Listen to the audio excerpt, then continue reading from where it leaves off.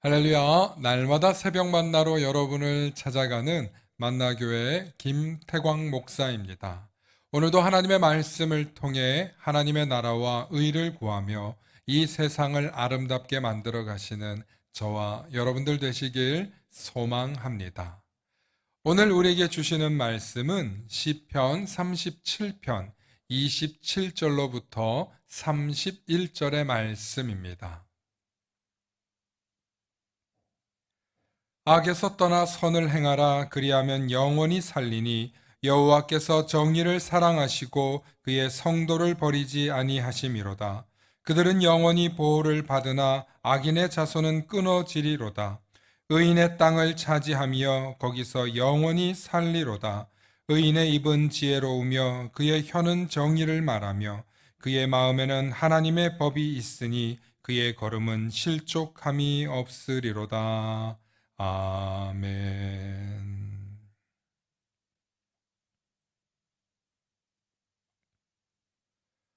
오늘은 질문과 현명한 말이라는 제목으로 말씀의 은혜 나누고자 합니다. 2010년 서울에서 열린 G20 폐막식 기자회견장에서 오바마 대통령이 연설이 끝나고 수많은 국내외 기자들이 기자회견장을 가득 채우고 있는 그때였습니다. 이때 여러 기자의 질문을 받고 있던 오바마 대통령은 갑자기 마지막 질문은 한국 기자들에게 하고 싶다며 한국 기자들에게 질문을 요청했습니다. 하지만 어색한 침묵만 흐를 뿐 아무도 질문을 하지 못했습니다.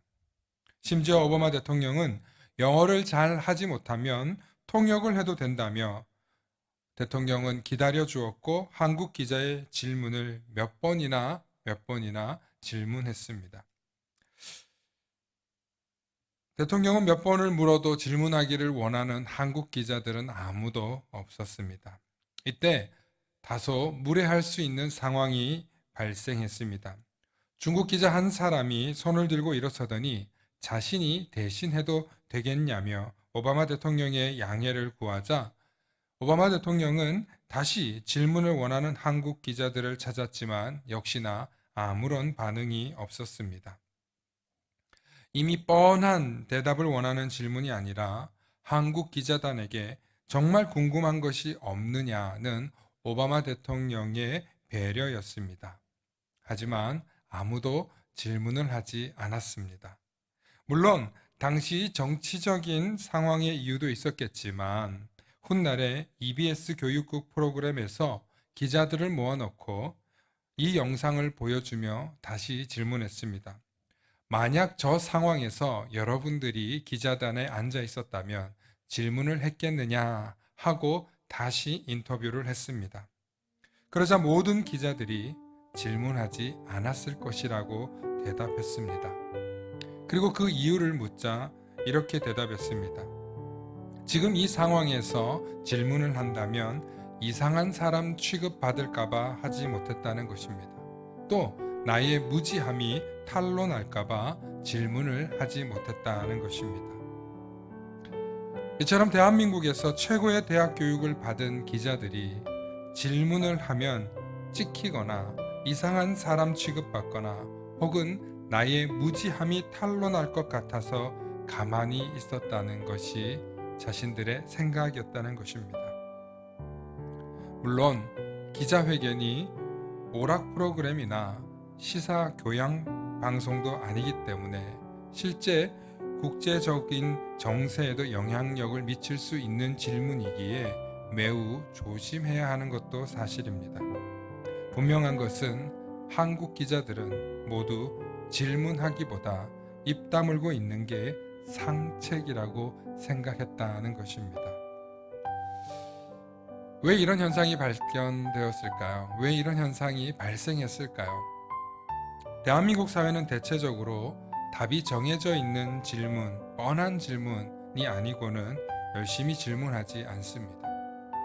왜냐하면 그 질문하는 방식에 대답이 정해져 있는 질문만 하도록 교육을 받아왔기 때문에 그렇습니다.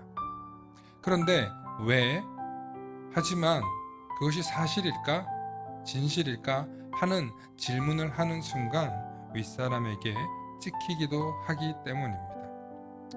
우리 사회는 상급자나 윗사람에게 왜라는 질문을 하는 것 자체가 불경하거나 혹은 도전하는 자세를 취한다고 보기 때문입니다. 그렇기 때문에 누군가에게 질문한다는 것은 매우 조심스러운 행동으로 본다는 것입니다.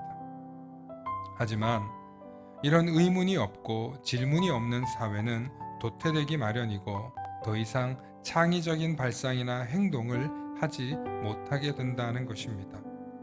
제가 오늘 만나를 통해 이런 이야기를 하는 중요한 이유는 바로 왜라는 생각을 하지 않고 질문하지 않으면 절대로 창의적인 생각과 새로운 답을 찾을 수 없기 때문임을 강조하기 위함입니다.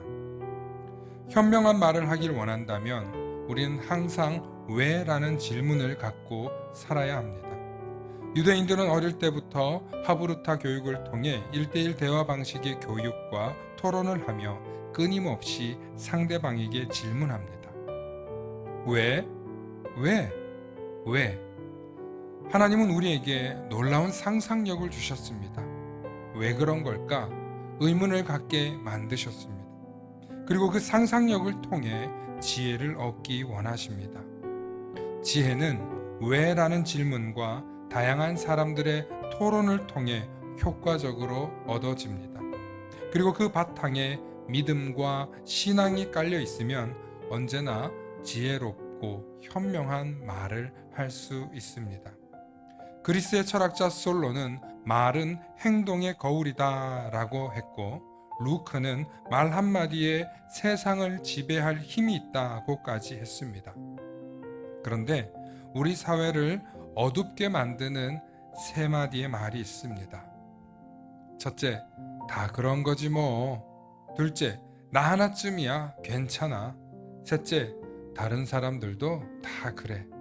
이런 식의 표현은 우리 사회를 어둡게 만들 뿐만 아니라 점점 더 폐쇄적인 사회로 만들어 간다는 것입니다. 하지만 반대로 우리 사회를 밝게 바꾸는 세 마디의 말이 있습니다. 첫째, 다 그런다 할지라도 비록 나 하나만큼은 다른 사람이 다 그래도 라는 것입니다. 질문을 통해 나의 생각이 확립됩니다. 그리고 나의 확립된 생각이 말을 통해 나올 수 있습니다.